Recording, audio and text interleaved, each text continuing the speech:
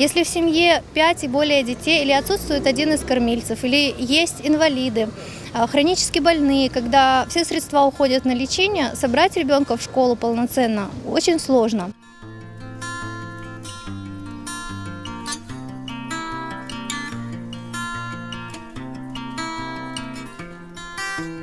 Мы должны воспитывать нравственных, патриотичных, богобоязненных и воспитанных детей. Для этого много денег не нужно.